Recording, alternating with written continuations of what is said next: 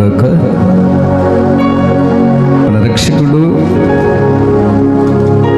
యేసుక్రీస్తు వారి యొక్క ప్రశస్తమైన రక్తంలో కడగబడి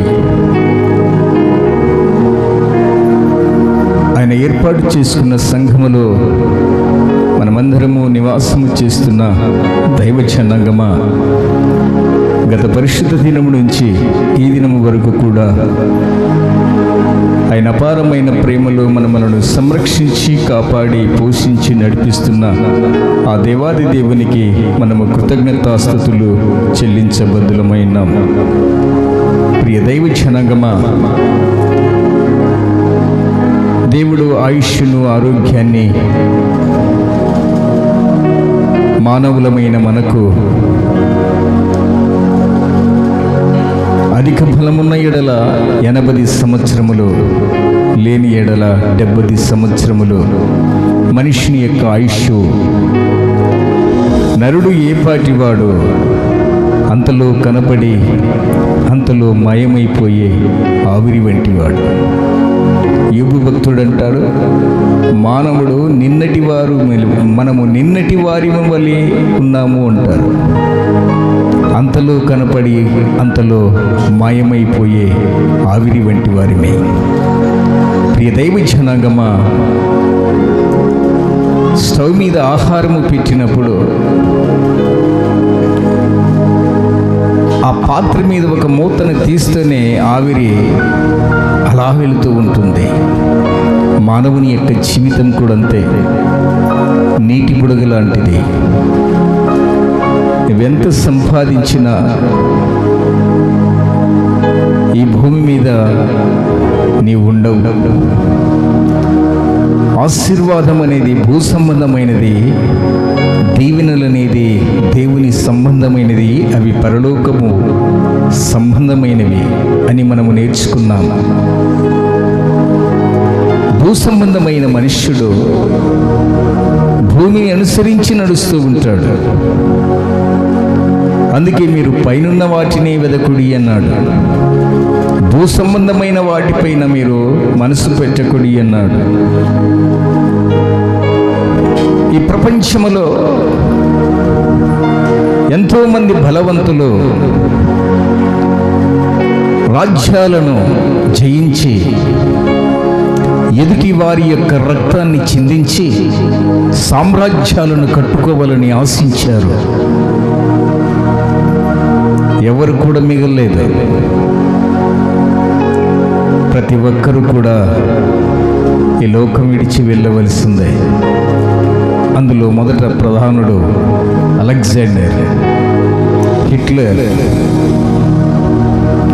ఇలాంటి వారు ఎదుటివాని యొక్క రక్తమును చిందించి సామ్రాజ్యాలను కట్టుకోవాలనుకున్నాడు.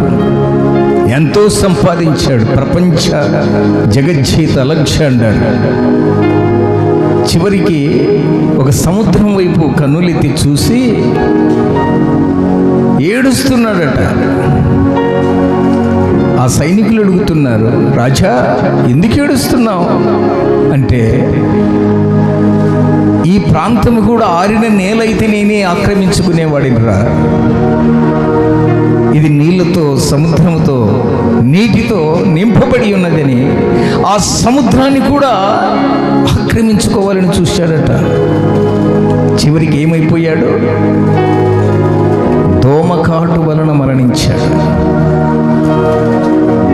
ఎంతోమంది ప్రొఫెసర్స్,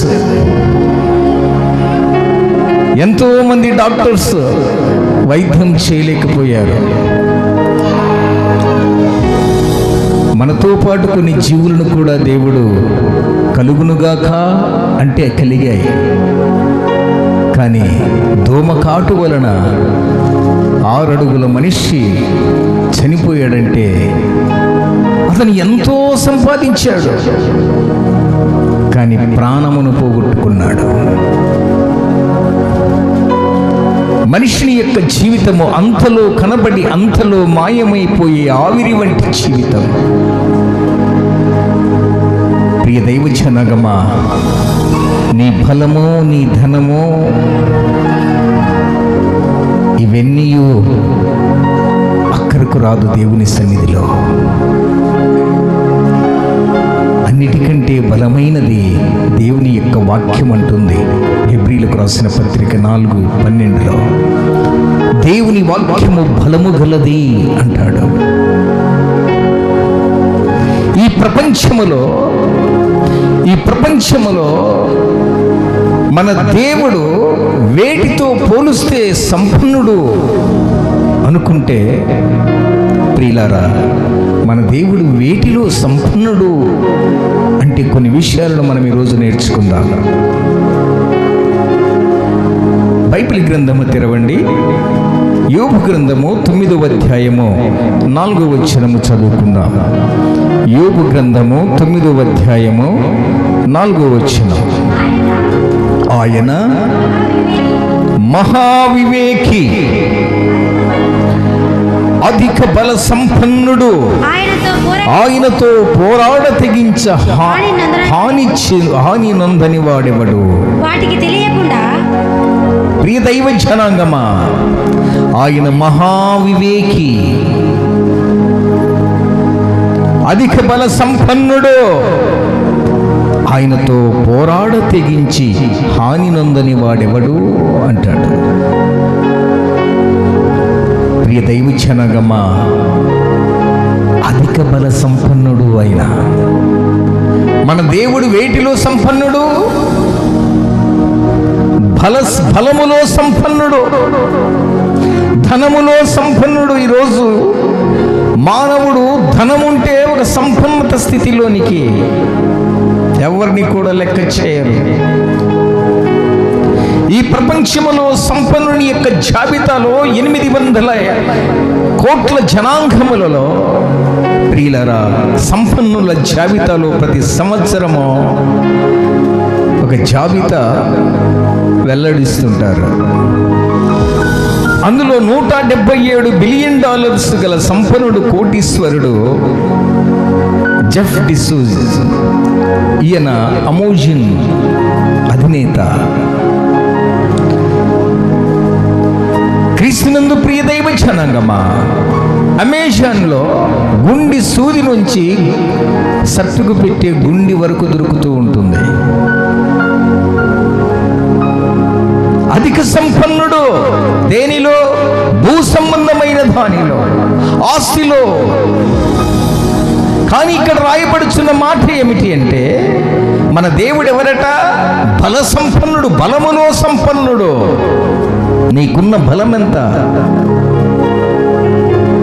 ప్రియులారా, ఎలన్ మాస్క్ అంతరిక్ష యాత్ర చేసి ఎలక్ట్రికల్ కార్స్, మోటార్ బైకులు క్రియేటర్. అలాగే బిల్ గేట్స్ 10వ స్థానంలో, ముఖేష్ అంబానీ భారతదేశంలో 6 లక్షల కోట్లతో 10వ స్థానంలో ఉన్నాడు ఆయన. వీరందరూ ఎవరట? ధనములో సంపన్నులు,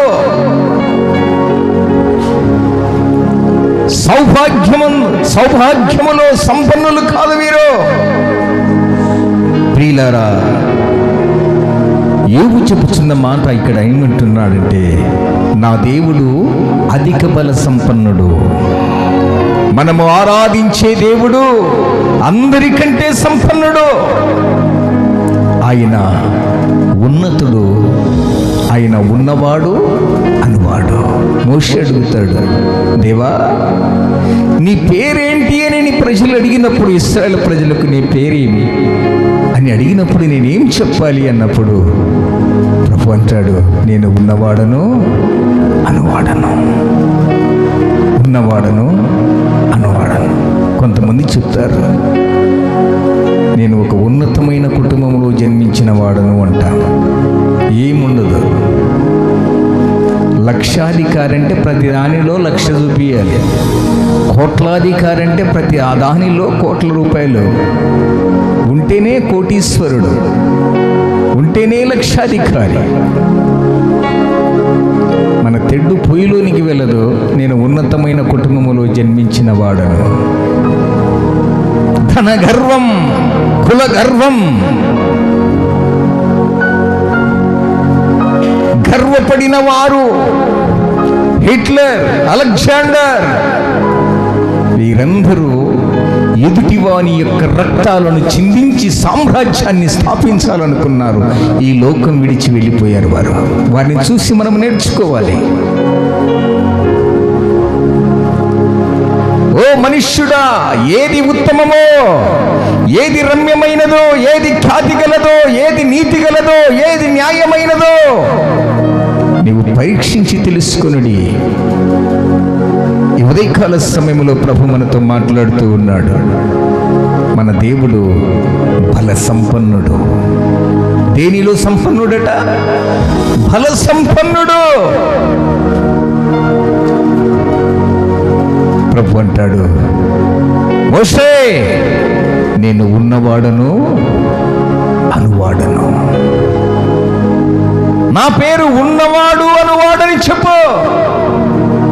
ప్రేమలో ఉన్నవాడు, కృపలో ఉన్నవాడు, కనికరములో ఉన్నవాడు, బలములో సంపన్నుడు. నేను ఉన్నవాడను అనువాడను అంటున్నా. ఉన్నతుడా, మహోన్నతుడా, ఉన్నత స్థలములో ఉండువాడా,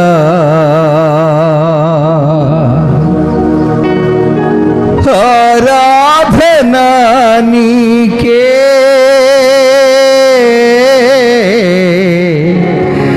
ఆరాధన నీకే, ఆరాధన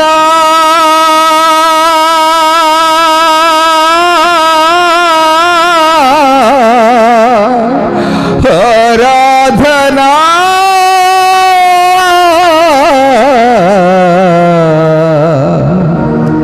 ఉన్నతుడా, మహోన్నతుడా, ఉన్నత స్థలములో ఉండువాడా. ఆయన పేరు ఆశ్చర్యకరుడు, ఆలోచనకర్త, బలవంతుడైన దేవుడు. దేనిలో సంపన్నుడు? అయిన బలములో సంపన్నుడు. అందుకే హెబ్రీలకు రాసిన పత్రిక 4వ అధ్యాయము 12వ వచనంలో రాయబడిన మాటను చదవండి. ఎందుకనగా దేవుని వాక్యము సజీవమై ఎలాంటిదట? బలహీనమైనది కాదు.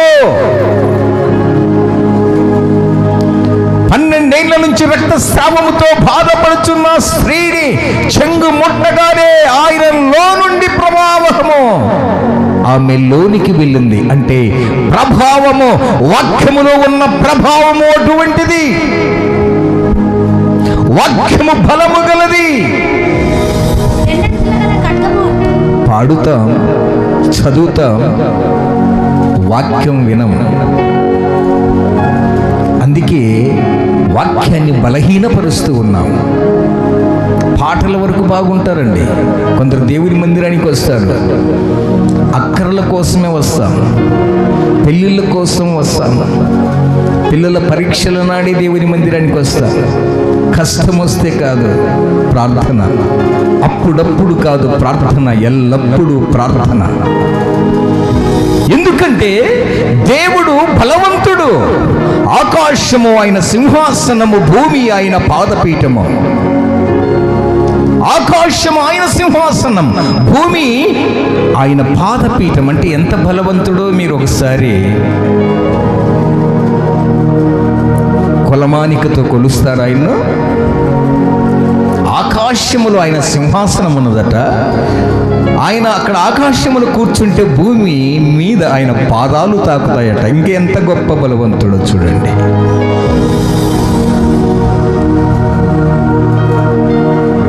మన గోడలకు ఉండేవాళ్ళు కాదు, మనం ఆరాధించే దేవుడు గొప్ప దేవుడు. మా మంచి దేవుడు, మా మంచి కాపరి, ఆత్మతో సత్యముతో ఆరాధింతుము ఆరాధింతుము నిన్ను ఆరాధించి కీర్తింతుము ఆరాధింతుము నిన్ను ఆరాధింతుము నిన్ను ఆరాధించి కీర్తించుము మా మంచి దేవుడు మా మంచి కాపరి మా మంచి దేవుడు. వాక్యము బలహీనపరచడము లేదు. 12 ఏళ్ల నుంచి రక్తస్రావముతో బాధపడుచున్న స్త్రీ వేదనతో సర్వమును ధనాన్ని కోల్పోయింది. డబ్బు పోగొట్టుకున్నది, జబ్బు మిగిల్చుకున్నది. డబ్బు పోగొట్టుకున్నది, జబ్బు మిగిల్చుకున్నది. ఈ జబ్బు ఎవరి దగ్గరికి వెళితే నయమవుతుందని ప్రియులారా, గంటలు గంటలు నీవు ప్రార్థన చేసినా, నీ మోకాలు తెల్లబన్నా, నీవు ఎంత ఏడ్చి ప్రార్థన చేసినే విశ్వాసము లేని ప్రార్థన వ్యర్థమో. విశ్వాసముతో ప్రార్థన చే. ఆ స్త్రీ విశ్వాసముతో యేసు ప్రభు దగ్గరికి వచ్చింది. అయ్యా, సర్వమును కోల్పోయానయ్యా, అప్పుల పాలైపోయానయ్యా, వేదన చెందుతున్నానయ్యా. ప్రియులారా, విశ్వాసముతో ప్రభు దగ్గరికి వచ్చింది. ప్రభు వెనక తట్టు తిరగగానే ఆయన చెంగు విశ్వాసముతో ముట్టింది. ఆయనలో నుంచి ప్రభావము ఆమెలోనికి వెళ్ళింది. దేవుని యొక్క వాక్యములో ఉన్న బలము ఆమెలోనికి వెళ్ళింది. సంపూర్ణ ఆయురోగ్యాన్ని పొందింది. అమ్మా, నీ విశ్వాసం నిన్ను స్వస్థపరిచింది. ఆమెలోనికి ఏం వెళ్ళింది? దేవుని యొక్క శక్తి, గొప్ప శక్తి. వాక్యము ఇప్పుడు ఏమంటున్నారు ఇక్కడ? వాక్యము బలము గలది. బలహీనమైన వాటిని తాగుతాం, కానీ బలమైన వాక్యాన్ని మనం దేవుని సేవించలేకపోతున్నాం. పాటలు పాడతాం, స్తుతిస్తాం, వాక్యం వచ్చేసరికి అటు ఇటు తిరుగుతూ ఉంటాం. అంటే ఏంటి? అంటే అర్థం ఏంటి? ఏది బలము గలది, ఏది బలము గలది నీవు సేవిస్తే నీవు ఆరోగ్యవంతుడవు, నీతిమంతుడవై దేవుని యొక్క రాజ్యములో ఉంటావని నిన్ను ఆ సమయాన్ని వాడు డిస్టర్బ్ చేస్తూ ఉంటాడు. నీ ప్రక్కనే ఉంటాడు ఒకడు. ఎవడండి వాడు? కనపడ్డు నీకు. ఇప్పుడు నీకు కనపడుతుంది సెల్ ఫోనే. నీ సెల్ ఫోనే నిన్ను డిస్టర్బ్ చేస్తుంది. నీవు మోసుకొని వస్తున్న సెల్ ఫోనే ఒక సాతానుడు. జ్ఞానం ఉంటుంది, దాంట్లో అజ్ఞానం ఉంటుంది. జ్ఞానాన్ని వాడుకున్నవాడు బాగుపడతాడు. అందుకేమంటాడు? సజ్జనుడు తన మంచితన నిధిలో నుంచి సద్విషయములు బయటికి తెచ్చును, దుర్జనుడు తన చెడ్డ ధన నిధిలో నుంచి దుర్విషయాలు బయటికి తెస్తాడు. ప్రియ దైవ జనాంగమా, ఈ ఉదయకాల సమయంలో మనము నేర్చుకోవలసింది, మన దేవుడు ఎవలాంటి వాడట? బలములో సంపన్నుడు. ఆకాశములో కూర్చుంటే ఆయన పాదాలు కిందికి తాకుతాయట. ఇంత గొప్ప దేవుణ్ణి మనం ఎలా వదులుతున్నాం? ఇంత గొప్ప దేవాది దేవుణ్ణి ఎందుకు ఆరాధించలేకపోతున్నాం?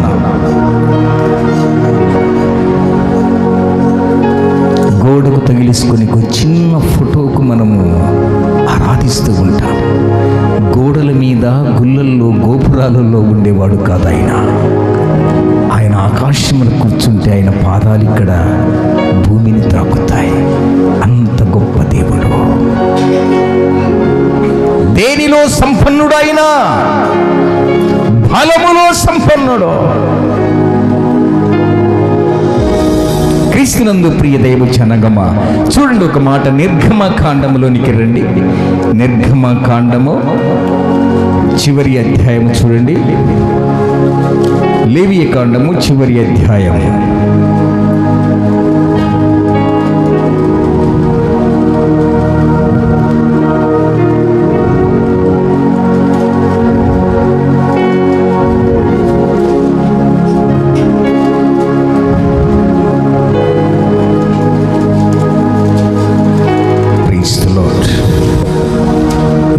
కాండము చివరి అధ్యాయము 27వ అధ్యాయము 30వ వచనం. భూధాన్యములోనేమి వృక్ష ఫలములోనేమి భూఫలములన్నింటిలో 10వ భాగము యెహోవా సొమ్ము, అది యెహోవాకు ప్రతిష్ఠితమగును. ఇది ఎవరి సొమ్మట? ఎవరి సొమ్మట? బంగారు ఆయనదే, వెండి ఆయనదే, భూమి ఆయనదే, ఆకాశమునాదే, అక్కడ ఉన్న సమస్తమంతయు ఆయనదే. అందుకే అంటాడు, ఏమంటున్నాడు? యెహోవా సొమ్ము. ఎవరి సొమ్మట ఇది? యెహోవా సొమ్ము. సొమ్మంత ఖర్చు చేసుకున్నది తల్లి, బలహీనపడింది. బలమైన వాక్యం ఆమెలోనికి వెళితే ఏమైపోయిందట? ప్రభావము ఆయనలో నుండి ఆమెలోనికి వెళ్ళింది. అంటే దేవుని యొక్క సన్నిధిలో ఎవరైతే శ్రద్ధగా దేవుని వాక్యాన్ని వింటారో, వినుట వలన విశ్వాసము కలుగుతుంది. ఆ విశ్వాసము యేసుక్రీస్తు మాట వలన కలుగుతుంది. బుర్రకథలు, కల్పనా కథల వైపు మనము ఇప్పుడు మెయిన్ రోడ్డు మీద డీజే వస్తుందంటే పరిగెడతాం. అవి మన కన్నులకు ఆనందం కల్పిస్తాయి. నీకు ఆరోగ్యం కలిగించే మాటలు ప్రియులరా నీవు ఆలకించుకుంటే నీవు బలహీనురాలివైతావంటున్నది దేవుని యొక్క వాక్యం. భూమి నాదే, బంగారము నాదే, వెండి నాదే, ఆకాశము సర్వమును ఈ సృష్టిలో ప్రతి ఒక్కటి నాదే అంటున్నాడు. ఇప్పుడు మానవులంతా మనం ఏమంటున్నాం? ఇది నా సొమ్ము, ఇది నా సొత్తు. మనమేమంటాం? వీడు నా కొడుకు, ఈమె నా కూతురు, ఈమె నా భర్త.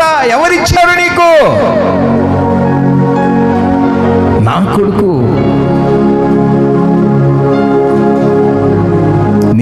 నీ దేహంలో ఉన్న ఆత్మ ఒక్కసారి పైకి వెళ్ళిపోయిందనుకో, ఏమంటారు? కట్టుకున్న భార్య అంటది,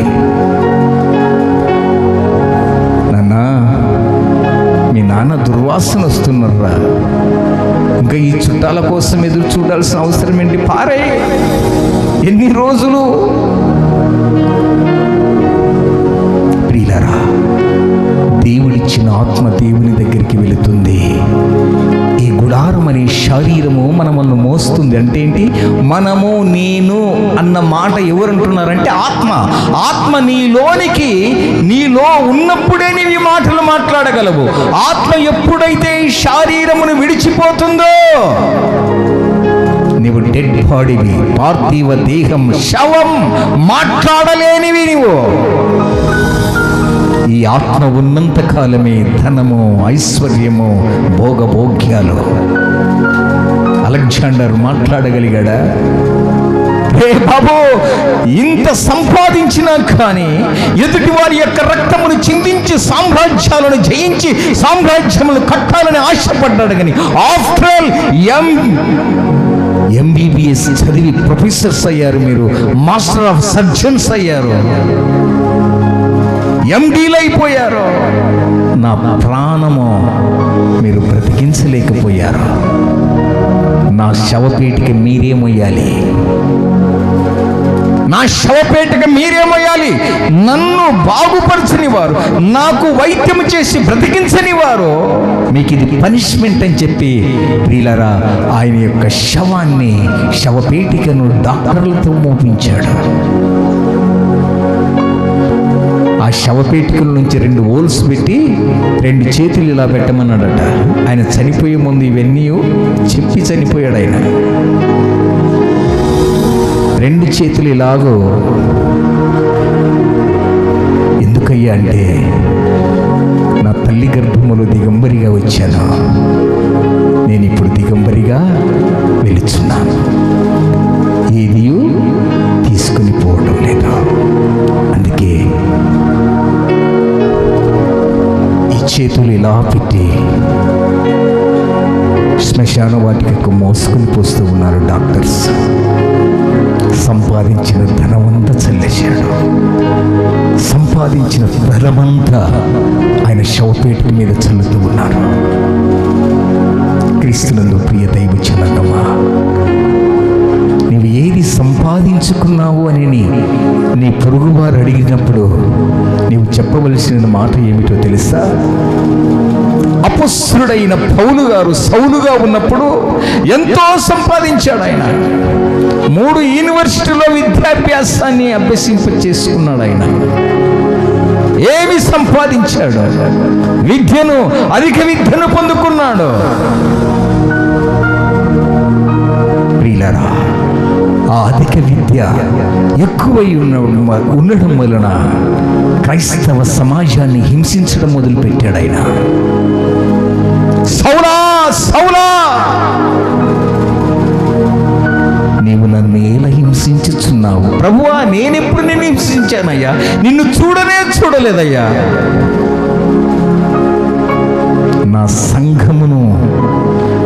నా సంఘమును గత వారంలో మనం విన్నాం. సంఘము యేసయ్య ప్రాణం. నా ప్రాణాన్నే తీయాలని చూస్తున్నావు నీవు. నీ ధనము, నీ ఐశ్వర్యము, నీ చదువు, ఇవన్నీ నీవు తలకెక్కిపోయాయి సౌలా. ప్రియులారా, పడగొట్టబడ్డాడు. అందుకే బ్రతికినంత కాలము ఏమి సంపాదించుకున్నావు అంటే ఒకటే మాట చెప్పండి. నీ బిడ్డలకు ఎన్ని ఆస్తులు, ఎన్ని ఇల్లు, ఎన్ని పొలాలు నువ్వు సంపాదించుకున్నావు అని అంటే ఒకటే మాట చెప్పండి. క్రైస్తవ బిడ్డలారా, క్రీస్తును సంపాదించి పెట్టండి మీ బిడ్డలకి. అదే ఒక సౌభాగ్యం. వాడు దుర్మార్గుడు కాకుండా, వాడు త్రాగుబోతూ, వాడు చూడగాడు, వాడు తిరుగుబోతూ కాకుండా, వాడు పగరుబోతూ కాకుండా క్రీస్తు యొక్క సన్నిధిలో నీ బిడ్డను పెంచినట్లయితే నీవిచ్చే గొప్ప బహుమానం అదే ఆస్తి. అందుకే అంటాడు అపొస్తలుడైన పౌలు, నాకున్నదంతయు నేను పెంటగా ఎంచుకుంటున్నాను. ఏమని ఎంచుకున్నాడట? పెంటగా ఎంచుకున్నాడట. బీరువాలో ఉన్నదంతా పెంటే. ఎప్పుడు పోతామో తెలియదండి.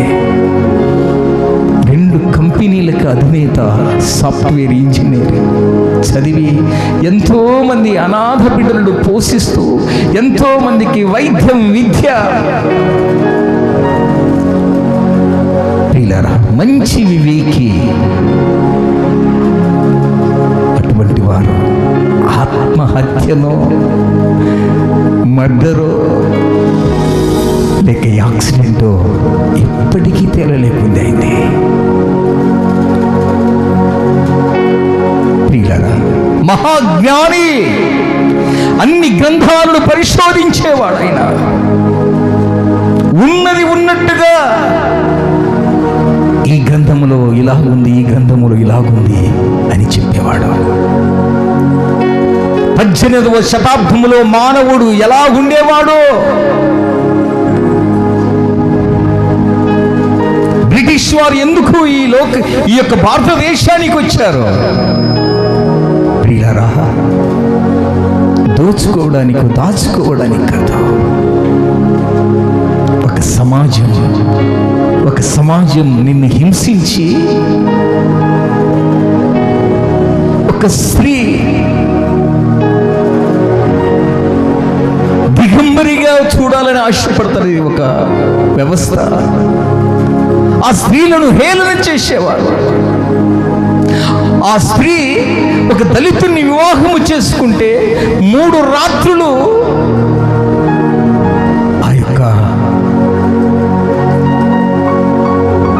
ఆ కుల వ్యవస్థలో వారి దగ్గర ఉండాలట. 18వ శతాబ్దములో ఉన్న మాటలన్నీ ఆయన చెప్తూ ఉంటే కనువిప్పు కలుగుతుంది. ప్రపంచములో అంటే భారతదేశంలో ఉన్న దళితులకు, స్త్రీకి అవమానము జరిగేది. 18వ శతాబ్దములో బానిసలుగా చూసేవారు. ఎవరు బానిసలుగా చేసింది ఈ లోకములో అంటే ఈ భారతదేశంలో ఉన్న అగ్రకులాలే. బ్రిటిష్ వారు వచ్చారు. మనము చదువుకోకూడదని, వీడు చదువుకుంటే మనకు ఇంట్లో పనిచేసేవారు ఉండరని, వీడు చదువుకుంటే విద్యావంతులైపోతే ఉద్యోగాలు వస్తే వీళ్ళు మాకంటే గొప్పవారైపోతారని వాళ్ళ ఇంటిలో పనివారిగా పెట్టుకున్నారండి మనల్ని బానిసలుగా. బ్రిటిష్ వారు వచ్చారు. ప్రియులారా, శారీరానికి వైద్యం చేయడానికి వచ్చారు వారు. రోగాలకు వైద్యం చేయాలంటే ఆసుపత్రులు కావాలి కదా. క్రిస్టియన్ హాస్పిటల్ ఎన్నో హాస్పిటళ్ళు కట్టారు. మనస్సుకు వైద్యం చేయాలని వచ్చారు వారు. మనసుకు వైద్యం కావాలంటే ఏం కావాలి? స్కూళ్ళు, కాలేజీలు, యూనివర్సిటీలు వారే పెట్టింది ఇవన్నీ. ఒక్కొక్క నాయకుడిని అడగండి, ఎమ్మెల్యేని కానీ ఎంపీ కానీ ఎక్కడ చదువుకున్నామని, మేము క్రిస్టియన్ కాలేజీలనే చదువుకున్నామంటారు. కాలేజీలు, స్కూళ్ళు ఇవన్నీ ప్రవేశపెట్టింది ఎవరు? వారే. వారు ఎప్పుడైతే ఇక్కడికి వచ్చారో మనమందరం ఎడ్యుకేటెడ్ అయిపోయాం. మనమంతా జ్ఞానవంతులుగా చేస్తున్నారు వారు. అనగదొక్కాలని ఎంతోమంది దళితులను, అతి శూద్రులు అంటారు కదా, వారి చెప్పు కింద, చెప్పు చేతుల్లో మనము బ్రతకాలని ఆశపడ్డాం. వారు ఆశపడ్డారు. అటువంటి వాటిని, ఆ లేఖనాలన్నీ చూపించి ఈ భారతదేశాన్ని ప్రభావము చేస్తున్నాడని ఒక దృక్పథముతో మహావివేకి. మనం చెప్పలేం, హత్య అయింది చెప్పలేం, యాక్సిడెంట్ అయింది చెప్పలేం. ఇప్పటికీ కూడా తేలలేదు. ఇప్పటికి కూడా పోస్ట్ మార్టం రిపోర్ట్ రాలేదు. ప్రియులారా, దేవుడిచ్చిన జ్ఞానం అటువంటిది ఆయనకు. ఆయన ఏమంటాడో తెలుసా? ప్రియులారా, హిందువుగానే చూడండి, ముస్లిమ్స్గానే చూడండి, క్రైస్తవులుగానే చూడండి. నీవు హిందువైనా, ముస్లిమ్స్ అయినా, క్రైస్తవులైనా మనమంతా మనుషులమే.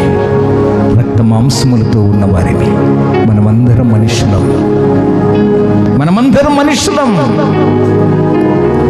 మతం మనిషిని బ్రతికించేదిగా ఉండాలి, కానీ మనిషిని హత్య చేసేదిగా ఉండకూడదు. కులం మనిషిని బ్రతికించేదిగా ఉండాలి, కానీ కులం దళితులను చంపే రీతిగా ఉండకూడదు. ఏమి చూసి నువ్వు బలపడుతున్నావు? ఏమి చూసి గర్వపడుతున్నావు? మనం ఆరాధించే దేవుడు ఎలాంటి వాడట? బల సంపన్నుడైన బలము కలిగిన దేవుడు. ఆయన ఆరాధిస్తున్న బిడ్డలు అంతకంటే శ్రేష్ఠులండి. ప్రియులారా, ఆయన అంతకంటే శ్రేష్ఠులు ఎందుకని అడిగినారో, ఆయన వాక్యం ఎవరైతే వింటారో, గైకుంటారో వారు నా శిష్యులు అన్నాడు. వాక్యం ఎలాంటిదట? బలము గలది. ఈ వాక్యము లుది అనే దైవభక్తి కలిగిన స్త్రీ, తుయతర పట్టణస్థురాలు. ఆమె ఉదారంగు పొడి అమ్ముకునే వ్యాపారస్తురాలు. పౌలు శీలులు ప్రకటిస్తున్నప్పుడు దేవుని యొక్క వాక్యం విన్నదట. ఆమె హృదయం తెరవబడ్డదట. వింటే బలవంతుడవైతావు నువ్వు, వినకపోతే బలహీనుడవే. దేవుని యొక్క వాక్యం వింటే బలవంతురాలివైతావు నీవు, వినకపోతే బలహీనురాలివైపోతావు. ప్రియులారా, కట్టెలు కొట్టే కార్మికుడైనా, కలెక్టర్ అయినా, ప్రధానమంత్రి అయినా ఒకరోజు ఈ లోకం విడిచి వెళ్ళవలసిందే. మనం వెళ్ళిపోయేటప్పుడు మన క్రియలు మన వెంట వస్తాయి. వీడు దుర్మార్గుడు, వీడు దూషకుడు, వీడు వ్యభిచారి, వీడు త్రాగుబోతు, వీడు పొగరుబోతనే మాట మనం అనిపించుకోకూడదు. ఆకలి దప్పులతో పచ్చడి మెతుకులు తిన్నా క్రీస్తును సంపాదించుకుని మరణించు. క్రీస్తును సంపాదించుకొని మరణించు.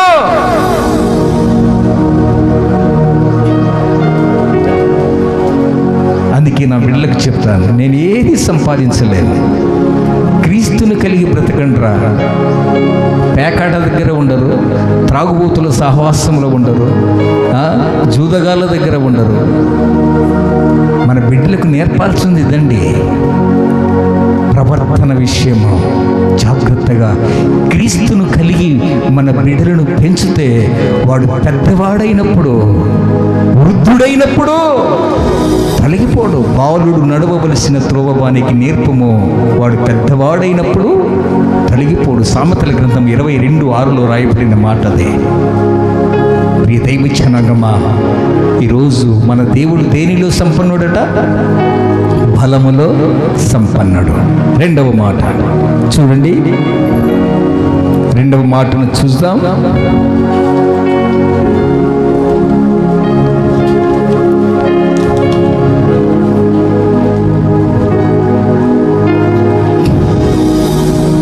యెషయా గ్రంథము 16వ అధ్యాయం 5వ వచనం. యెషయా గ్రంథం 16వ అధ్యాయం 5వ వచనం.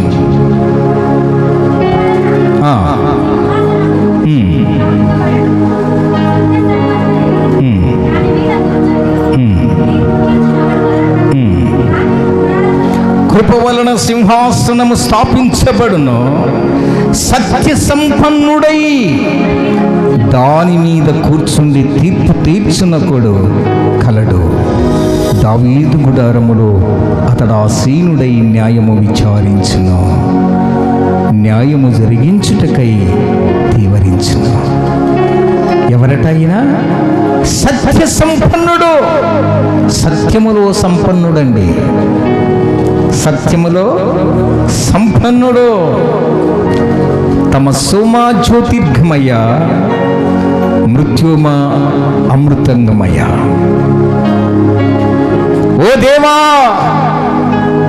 నేను అసత్యములో బ్రతుకుచున్నాను, సత్యములోనికి నడిపించమని ప్రపంచములో ఉన్న 800 కోట్ల జనాంగము భగవంతుణ్ణి ప్రార్థిస్తూ ఉన్నారు.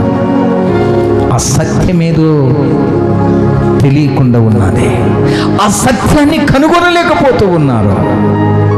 ఈయన సత్యములో సంపన్నుడు అంటున్నాడు. పిలాతు అడుగుతాడు, నీవు రాజువేనా? అవును, నేను రాజునే. సత్యమును సాక్ష్యమిచ్చుటకు నేను పుట్టి తిని, సత్యమును గూర్చి సాక్ష్యమిచ్చుటకు నేను పుట్టి తిని అంటాడు ఆయన.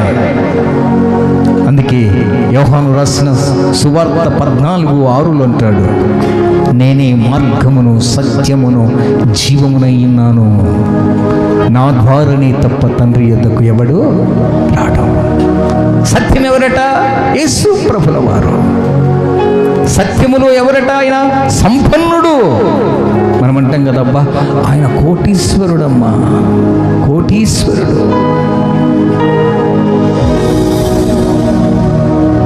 ఈరోజు లోకాన్ని లోకాన్ని చూడు, దేవుని చూడు. భూ సంబంధమైన వాటిగా ఉంటే నీవు లోకాన్ని ప్రేమిస్తావు, పరసంబంధమైన దాని ఉంటే నీవు పరమున ఉన్న దేవుని ప్రేమిస్తావు. ఆయన బలములో సంపన్నుడట, సత్యములో సంపన్నుడట.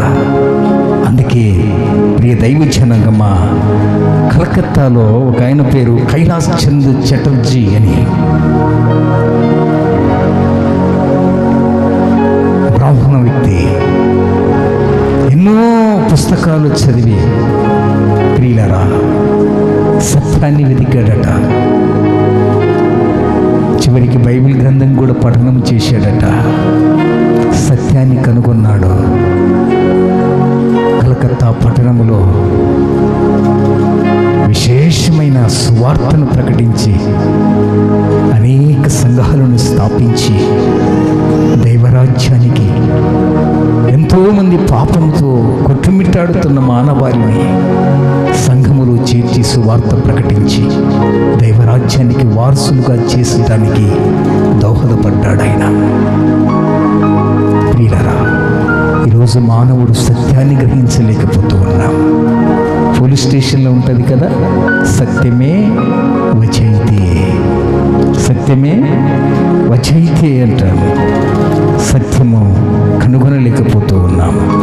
సత్యాన్ని పాతి పెడుతూ ఉన్నాము. అందుకే యోహాను సువార్తలో రాయబడిన మాట చూడండి.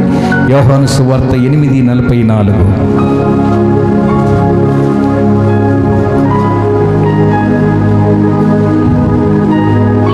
మీరు మీ తండ్రి యగు అపవాది, ప్రైజ్ ది లార్డ్, భూమిని, లోకాన్ని ఎవరైతే ప్రేమిస్తారో మనకు తండ్రి ఎవరట? అపవాదట. మీరు ఈ లోకపు అపవాది యొక్క సంబంధులు నెరవేర్చకోరుచున్నారు. మీ తండ్రి దురాశలు నెరవేర్చకోరుచున్నారు. ఆది నుండి వాడు నరహంతకుడై ఉండి, ప్రైజ్ ది లార్డ్, వాడెవరట? నరహంతకుడు. ఎదుటివాణ్ణి గొడ్లను నరికినట్టు నరికేస్తున్నారు. ఇప్పుడు అన్నదమ్ములనే నరుకుతున్నారు. ఆస్తుల గొడవలు.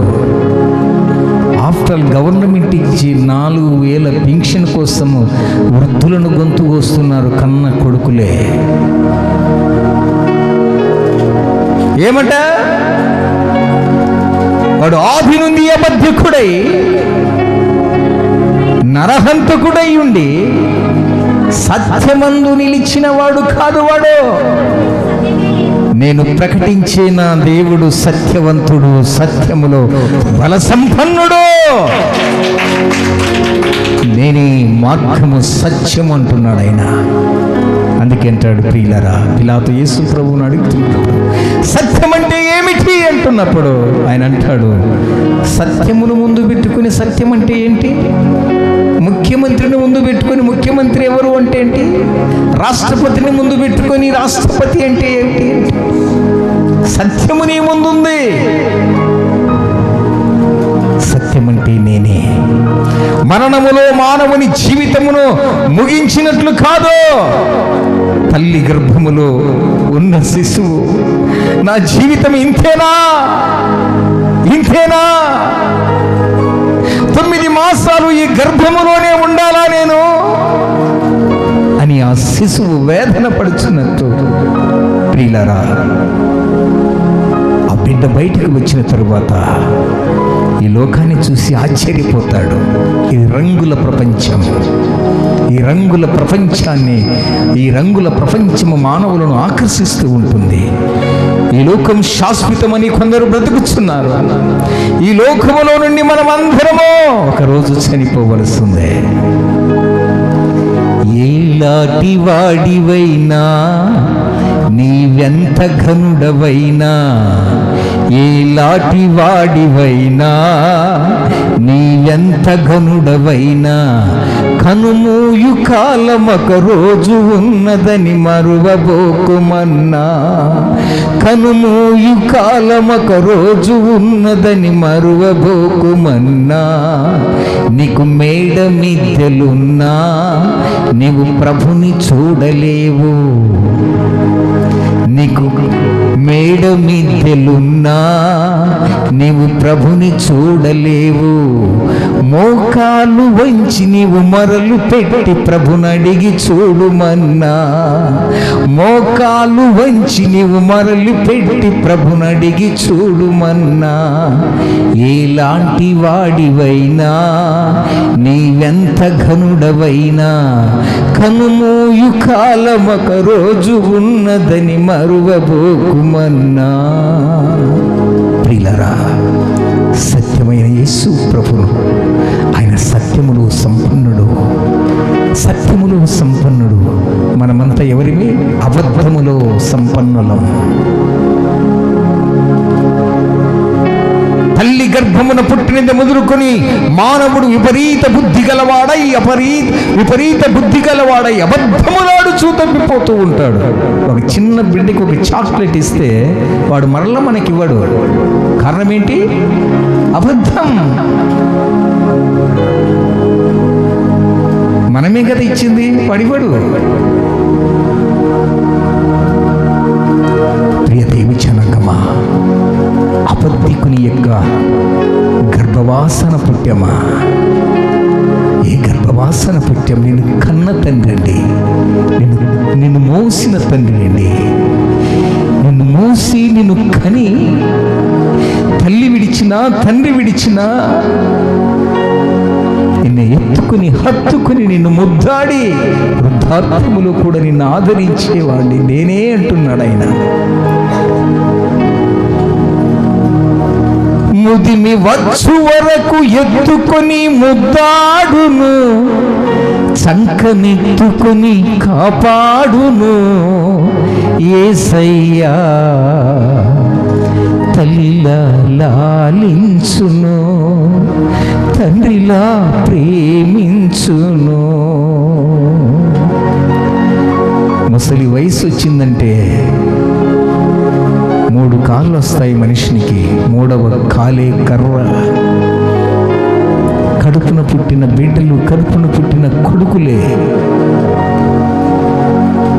3వ కర్రగా ఉండవలసిన బిడ్డలే ఆ వృద్ధాప్యంలోనికి వచ్చిన తర్వాత కర్ర చేతికిచ్చి తన భార్యను తన బిడ్డలను తీసుకొని సపరేట్ అయిపోతూ ఉంటారు.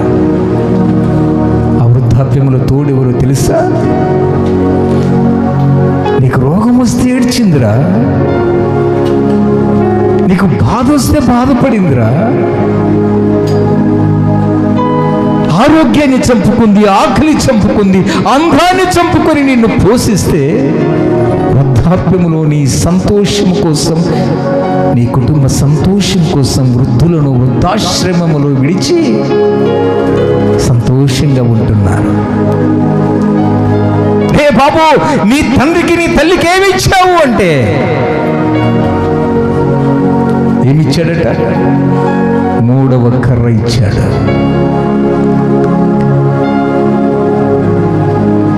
రెండు కళ్ళకు బదులా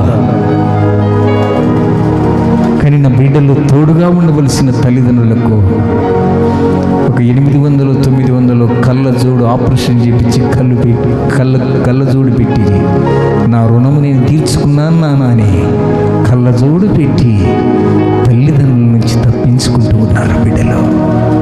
కర్ర, చేతి కర్ర ఇచ్చి ఇదే నీకు ఊత, ఇదే నీకు ఆధారమని కన్న తల్లిదండ్రులకు ఊత కర్రనిచ్చి తొలగిపోతూ ఉన్నారు బిడ్డలు. వీరంతా ఎవరట? అబద్ధికుని యొక్క సంతానం, అపవాది యొక్క సంతానం. సత్యమే వచైతే, సత్యము కేకలు వేస్తుంది సంత వీధుల్లో. గ్రంథము చెబుతుంది, నీవు సత్యమును అమ్మివేయక దాన్ని కొని ఉంచుకో అంటున్నాం. సత్యాన్ని అమ్మివేస్తున్నాం. అబద్ధ సాక్ష్యాలు, అబద్ధ సాక్ష్యాలు. ప్రియులరా, వేల రూపాయలకు, లక్షల రూపాయలకు అబద్ధ సాక్ష్యమును చెప్పి కొల్ల సొమ్మును కొట్టుకుని పోతూ ఉన్నారు. ఎందుకు? నీవు ధనములో సంపన్నుడివి కావాలని. నా ప్రభు చెప్తున్నాడు, నీ ధనము, నీ బలము, నీ కండ గర్వము ఆయనకు సాటి కాదు. ఆయన ఒక కన్నెర్ర చేస్తే నీవు భూమి మీద ఉండవు. మొదటిగా బల సంపన్నుడు, రెండవదిగా సత్యములో సంపన్నుడు, మూడవ మాటను చూద్దాం. యోబు గ్రంథము 34వ అధ్యాయము 17వ వచనం. యోబు గ్రంథము 34వ అధ్యాయము 17వ వచనం. న్యాయమును దేశించువాడు, న్యాయ సంపన్నుడైన వాని మీద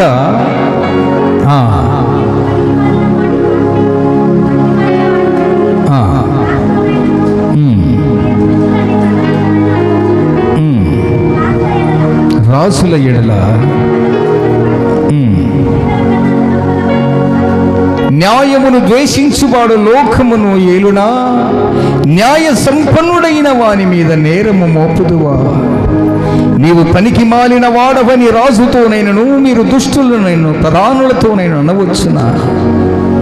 రాజుల ఎడల పక్షపాతము చూపని వానితోను, బీదల కన్నా ధనము గల వారిని ఎక్కువగా చూడని వానితోను అలాగు పలుకుట తగునా? వారందరూ ఆయన నిర్మించిన వారు కారా? మూడవ మాట, న్యాయమును ద్వేషించువాడు లోకము నేలునా? న్యాయ సంపన్నుడైన వాడు, న్యాయములో సంపన్నుడైన, న్యాయము తీర్చేవాడు ఎవరట?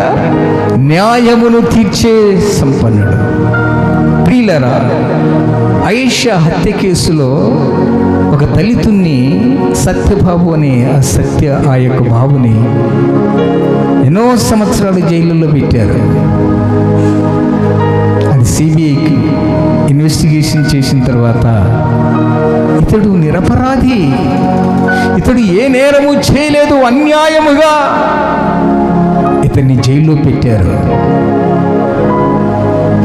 అన్నప్పుడు ఆ బాబు అంటాడు, నాకు ఇన్ని సంవత్సరాలు నా యొక్క చదువు అవన్నీ మీరు నన్ను ఆత్మీయంగా శారీరకంగా బలహీనపరిచారు, నాకు ఏదైనా కానీ పరిహారం ఇవ్వాలి అన్నప్పుడు, ప్రియులరా, ఎందుకు అన్యాయాన్ని న్యాయముగా న్యాయ పరిపాలన లేదు, కోర్టులో న్యాయ పరిపాలన, న్యాయము తీర్చేవాడు కరువైపోయాడు, న్యాయము లేదు. ప్రియులరా, న్యాయము తీర్చే దేవుడు కొడున్నాడైనా, న్యాయము తీర్చేవాడు కొడున్నాడైనా, ఆయనే మన ప్రభు అయిన యేసుక్రీస్తు, ఆయనే మన ప్రభు అయిన యేసుక్రీస్తు ప్రభుల వారు. న్యాయవంతుడైన, న్యాయములు సంపన్నుడండి.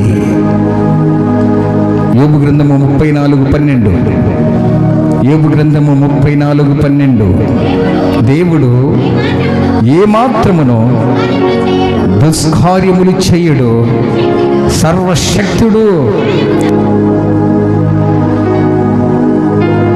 న్యాయము తప్పడు. యెషయా గ్రంథము 40:10. మత్తయి సువార్త 20:15 చదవండమ్మా. ఇంకొకరు కీర్తనల గ్రంథము 7:17 చదవండి త్వరగా. నాకిష్టము వచ్చి నా సొంత సొమ్ములో చేయుట న్యాయము కాదా? ఏమ్మా, నేను మంచివాడనై ఉన్నందున కడుపు మంటగా ఉందా? దేవుడికి ఏమి చేయాలో ఆయనకు తెలుసు. కొందరు 6 గంటలు 9 గంటలకు ద్రాక్ష తోటలోకి కూలి పని చేయడానికి వచ్చారు, 12 గంటలకు వచ్చారు, కొంతమంది 3 గంటలకు వచ్చారు, 5 గంటలకు వచ్చారు. కానీ మేము ముందు వచ్చాం కదా, మాకు ఒకటే కూలి అని అడిగినప్పుడు ఆయన అందరికీ ఒకే కూలి ఇచ్చాడు, అందరికీ ఒకటే కూలి ఇచ్చాడు. అప్పుడు ముందు వచ్చిన వారు 9 గంటలకు వచ్చిన వారు ప్రశ్నిస్తున్నారు ఆ యజమానుని, అయ్యా ఇది సమ్మతమైన లార్డ్, సొంత సొమ్ము, ఆత్మ నీది కాదు, అది ఆయనది, ఆయన సొమ్ము. ఈ భూమి నీది కాదు, ఆయన సొమ్ము. ఆకాశము నీది కాదు, ఆయన సొమ్ము.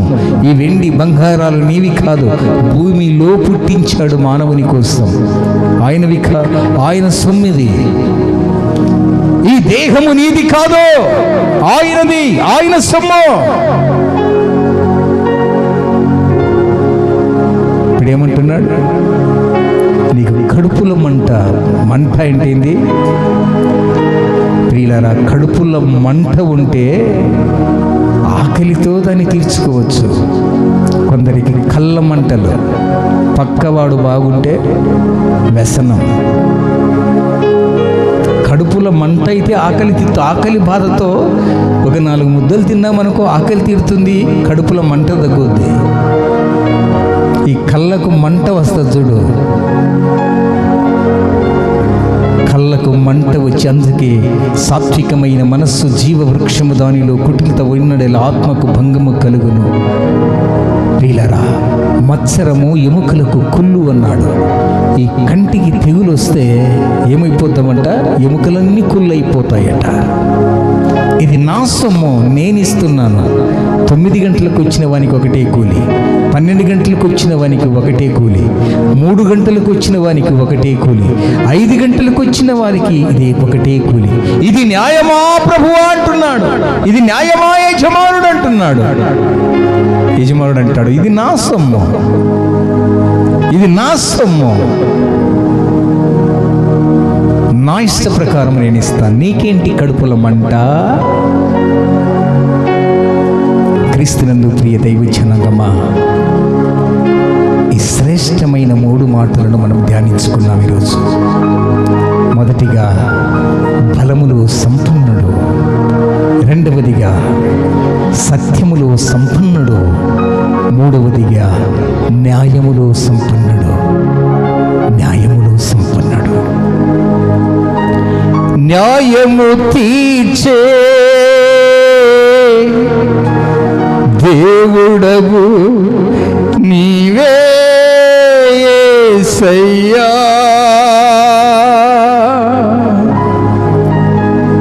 చాలును యేసయ్యా,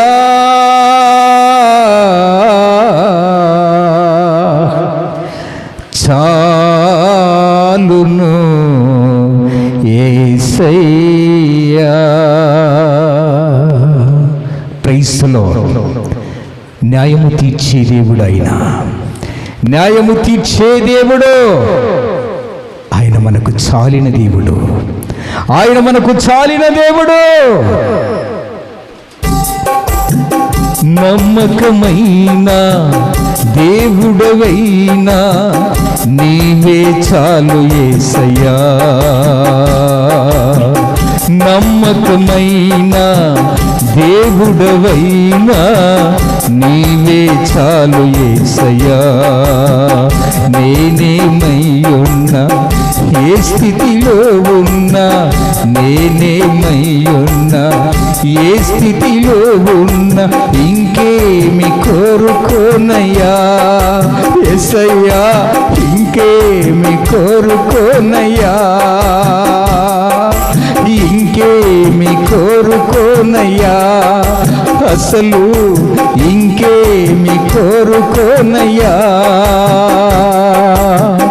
నమ్మకమైన దేవుడవైనా నీవే చాలు యేసయ్యా. అందరూ చప్పట్లు కొడదాం. ఆప్తులైన వారే హాని చేయ చూచిన, మిత్రులే నిలువకుండినా. ఆప్తులైన వారే హాని చేయ చూసిన, మిత్రులే నిలువకుండినా.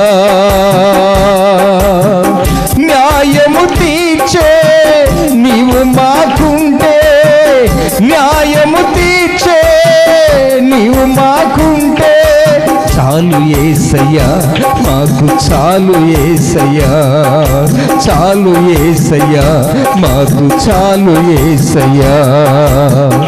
నమ్మకమైన దేవుడవైనా నీవే చాలు యేసయ్యా. చప్పట్లు. జ్ఞానమంత చూపి శక్తిధార పోసిన, నష్టమే మిగులుచుండినా. యేసయ్యా, జ్ఞానమంత చూపి శక్తిధార పోసిన, నష్టమే మిగులుచుండినా. శాపము పాపే నీవు మాకుంటే, శాపము పాపే నీవు మాకుంటే, చాలు యేసయ్యా, మాకు చాలు యేసయ్యా, చాలు యేసయ్యా. అందరూ పాడండి. చాలు యేసయ్యా. నమ్మకమైన దేవుడవయ్యా నీవే చాలు యేసయ్యా. నమ్మకమైన దేవుడవైనా నీవే చాలు యేసయ్యా. కష్టకాలమందు గుండె జారిపోయిన గమ్యమే తెలియకుండినా, కష్టకాలమందు గుండె జారిపోయిన గమ్యమే తెలియకుండినా, సాయము చేసే నీవు మాకుండగా, సాయము చేసే నీవు మాకుండగా, చాలు యేసయ్యా మాకు చాలు యేసయ్యా, చాలు యేసయ్యా మాకు చాలు యేసయ్యా.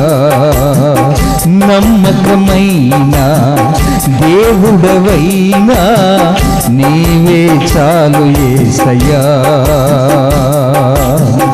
నేనేమయ్యున్నా ఏ స్థితిలో ఉన్నా, నేనేమయ్యున్నా ఏ స్థితిలో ఉన్నా, ఇంకేమి కోరుకోనయ్యా, అసలు ఇంకేమి కోరుకోనయ్యా, ఇంకేమి కోరుకోనయ్యా, అసలు ఇంకేమి కోరుకోనయ్యా. నమ్మకమైన దేవుడవైనా నీవే చాలు యేసయ్యా.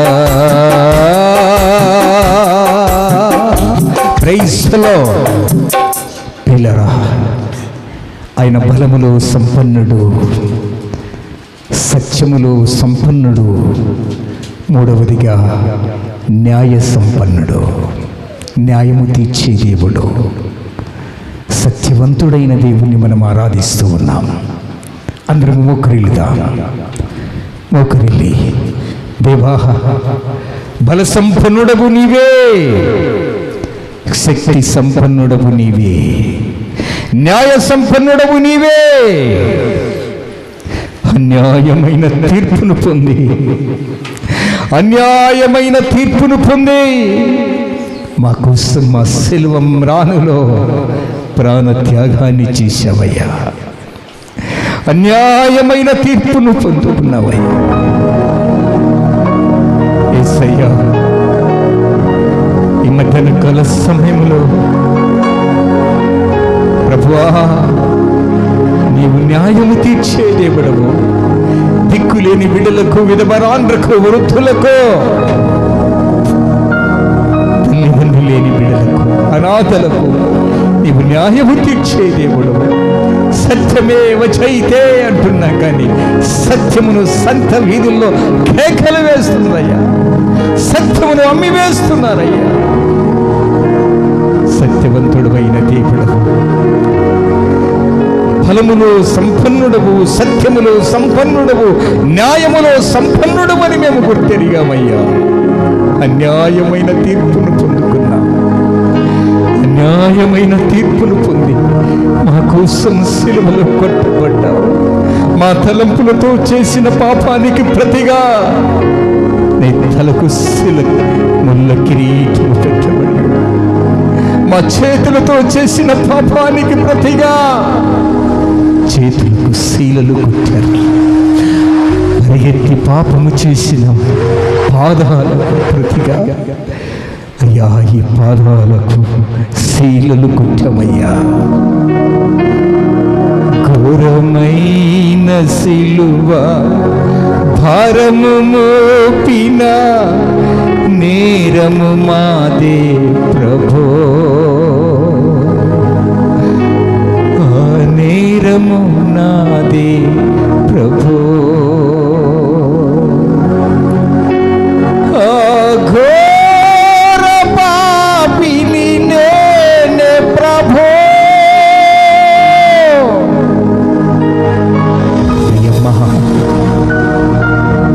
ప్రభు యొక్క పాదాల దగ్గర నీ ఒక్క నీరు కాచి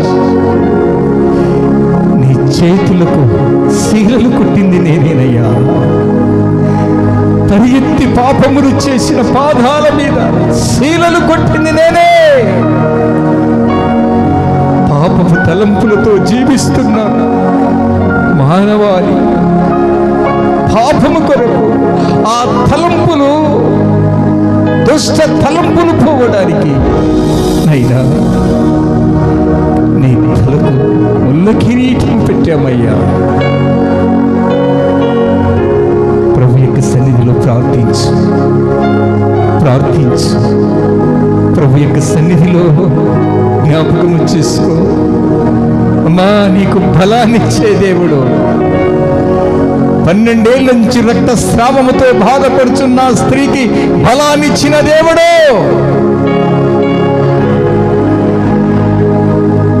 సత్యాన్ని ఈ లోకములో అంతరించిపోయినప్పుడు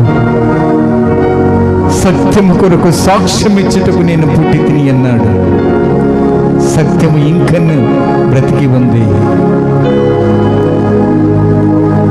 ఆ సత్యాన్ని నీవు ఆశ్రయిస్తే నీకు మేలు.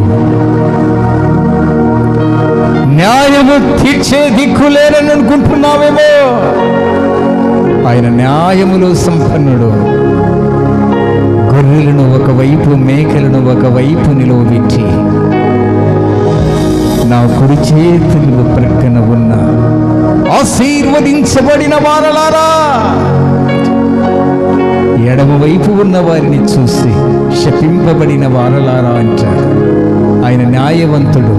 ఆయన న్యాయ పీఠము మీదకి, ఆ న్యాయ పీఠం మీద ఆయన కూర్చున్నప్పుడు ఆయన సింహాసనము ఎదుట ఎటువంటి మనుష్యుడు కూడా ఏ భేదము లేకుండా అందరూ ఆయన ఎదుట ప్రత్యక్షపరిచే రోజు ఒక రోజు ఉంది. ఆ రోజు కోసం ఎదురు చూస్తూ ఉన్నాడు ఆయన. ఆయన బిడ్డల పక్షం వాక్యమాడి న్యాయము తీర్చే దేవుడు.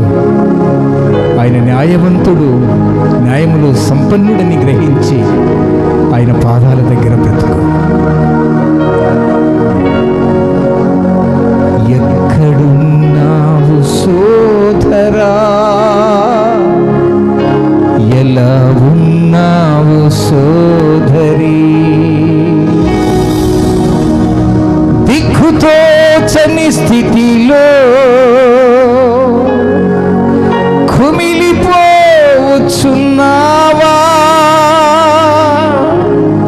శ్రమల సుడిగుండాలలో నలిగిపోవచ్చున్నావా, రమ్ము యేసయ్య చెంతకు, నీ బాధలన్నీ తొలగిపోను. రమ్ము యేసయ్య చెంతకు, నీ వేదనంత తొలగిపోను.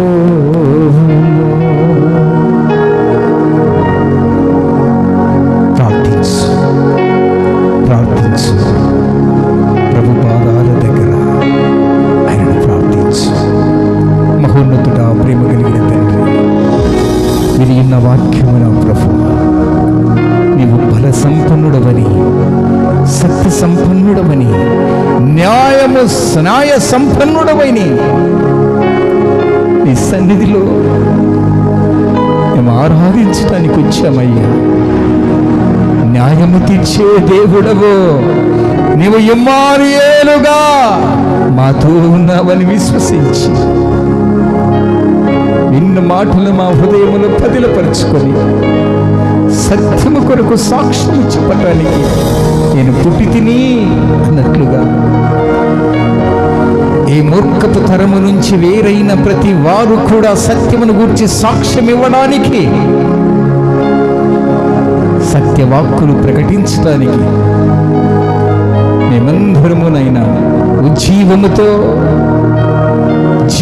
ఉన్నాము. కాబట్టి జీవముతో నీ సత్యవాక్కులు ప్రకటించడానికి నీ గొప్ప కృపను మాకు అనుగ్రహించమని చెప్పి విశ్వసిస్తూ యేసు ప్రభు నీ పరిశుద్ధమైన నామమున ప్రార్థించి అడిగి వేడుకొని నీ మేలులు పొందొచ్చు నాము తండ్రి. ఆమేన్, ఆమేన్.